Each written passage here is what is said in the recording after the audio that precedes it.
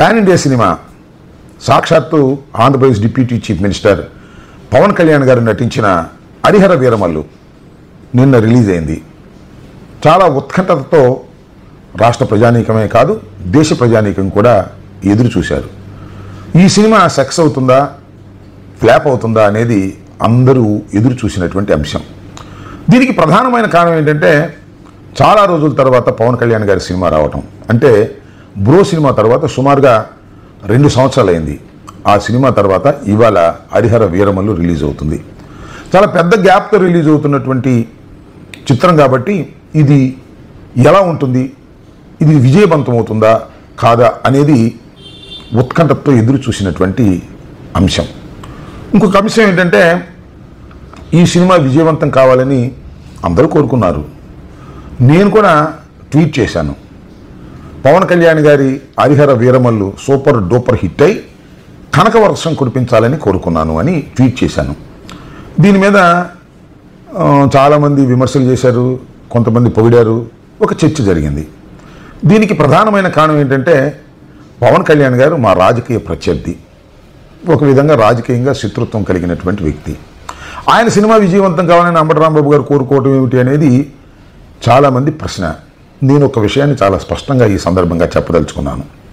చిరంజీవి గారి ఫ్యామిలీ అంటే మాకు కాస్త గౌరవం. కారణం ఏంటంటే చిన్న స్థాయి నుంచి కష్టపడి పైకొచ్చి తెలుగు చలనచిత్ర సీమలో ఒక అగ్రశ్రేణి నటులుగా వారు గుర్తింపు పొందారు. ముఖ్యంగా చిరంజీవి గారు వారు మరింత పైకి వెళ్ళాలని, మరింత విజయాలు సాధించాలని మేము కోరుకోవటం అనేది మాకున్నటువంటి లక్షణం. ఆ క్రమంలోనే పవన్ కళ్యాణ్ గారి సినిమా కూడా అద్భుతంగా ఆడాలని ఇప్పుడే కాదు ఇప్పుడు కోరుకుంటూ వచ్చాం. ఈసారి ప్రత్యేకంగా ట్వీట్ చేయడానికి గల కారణం ఏమిటంటే ఆ సినిమా 2020లో ప్రారంభమైంది. చాలా గ్యాప్ తర్వాత రిలీజ్ అవుతుంది. ఏఎం రత్నం గారు దానిలో పెట్టుబడి పెట్టి చాలా ఇబ్బందులకు గురయ్యారు.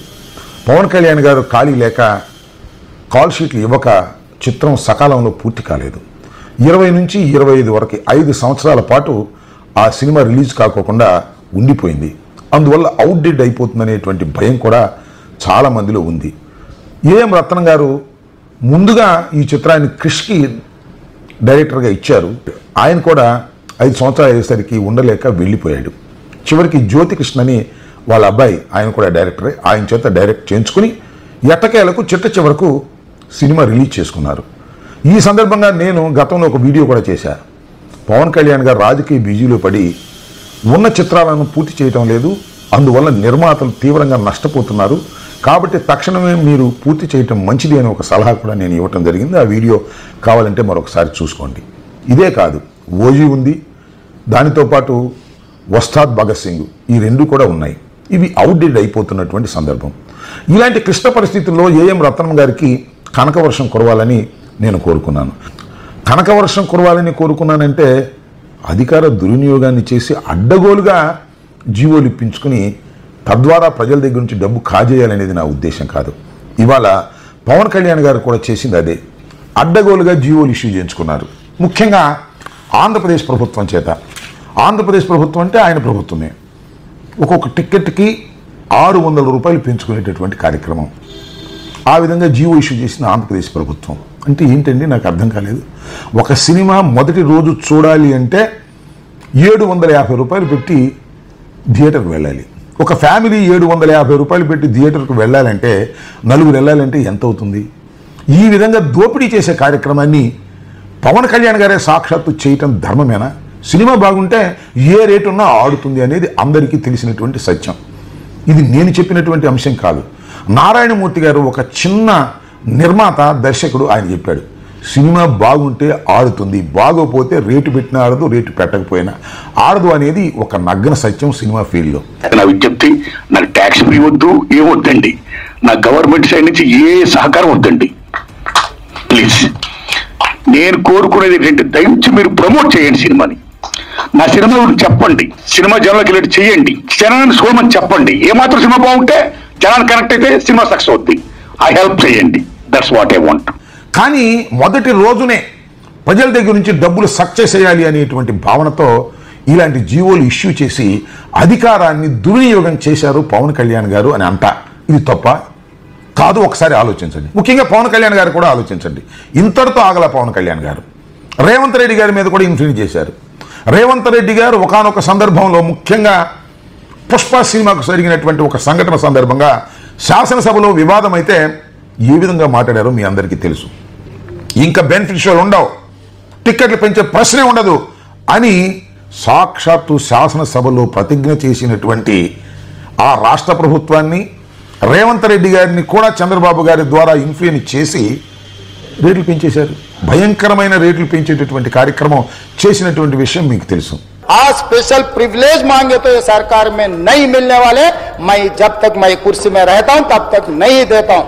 ఇలా రెండు రాష్ట్రాల్లోనూ ఏదో ఒక విధంగా ఈ సినిమా ఆడినా ఆడకపోయినా మొదటి 2 రోజుల్లోనే డబ్బంతా సక్ చేయాలనేటువంటి ఉద్దేశంతో అధికారాన్ని దుర్వినియోగం చేసి జీవోలు ఇప్పించుకున్నటువంటి పవన్ కళ్యాణ్ గారిని ఏమనాలి? ఆయన ప్రజాసేవ కోసం వచ్చాడనుకోవాలా, లేక ఈ విధంగా అధికారాన్ని దుర్వినియోగం చేయడానికి ప్రయత్నం చేస్తున్నాడని అనుకోవాలా? ఒక్కసారి ప్రజలు ఆలోచించాలని మనం చేస్తున్నాం. సరే, ఆ విషయాన్ని పక్కన పెడదాం. సినిమా ఎలా ఉంది అనేది ఇక్కడ ప్రశ్న.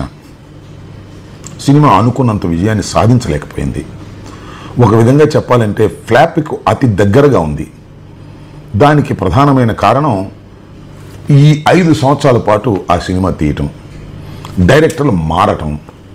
దీనివల్ల ఆ సినిమా అనుకున్న స్థాయిలో విజయం సాధించలేదు. రేట్లు పెట్టినా కనకవర్షం కురిసేటటువంటి పరిస్థితి లేకపోవటం చాలా విచారకరమైనటువంటి అంశంగా నేను ఈ సందర్భంగా చెప్పదలుచుకున్నాను. సినిమా ఆడాలని అందరం కోరుకుంటాం. ప్రధానంగా నేను మరొక్కసారి చెప్పదలుచుకున్నది ఏమిటంటే, పవన్ కళ్యాణ్ గారు మాకు రాజకీయ ప్రత్యర్థే తప్ప సినిమా ప్రత్యర్థి కాదు. వాళ్ళ సినిమాలు బాగా ఆడాలని, అద్భుతంగా వారు నటించాలని మేము కోరుకుంటాం. మరి ముఖ్యంగా చెప్పాలంటే పవన్ కళ్యాణ్ గారు కానీ, చిరంజీవి గారు కానీ అద్భుతమైన నటులే తప్ప అద్భుతమైన రాజకీయ నాయకులు కాదు అనేది ఇప్పటికీ ఎప్పటికీ నా అభిప్రాయం. రాజకీయంగా వారు అంతగా మెచ్యూరిటీ లేనటువంటి వ్యక్తులు, రాజకీయంగా వారు ప్రజల దగ్గరికి వెళ్ళలేనటువంటి మనుషులు, రాజకీయంగా విజయం సాధించలేనటువంటి వ్యక్తులు, ఎవరి కోసమో ఉపయోగపడే వ్యక్తులే తప్ప స్వయం ప్రకాశితులు కాదు అనేది ఇప్పటికీ ఎప్పటికీ నా నిశ్చిత అభిప్రాయం అని ఈ సందర్భంగా నేను చెప్పదలుచుకున్నా. ఏది ఏమైనా హరిహర వీరమల్లు విజయం సాధించకపోయినా అధికారాన్ని మాత్రం దుర్వినియోగం చేశారు పవన్ కళ్యాణ్ గారు. ఇది సరైనటువంటి విధానం కాదు, మంచి పద్ధతి అంతకంటే కాదు అని మాత్రం స్పష్టంగా చెప్పదలుచుకున్నా.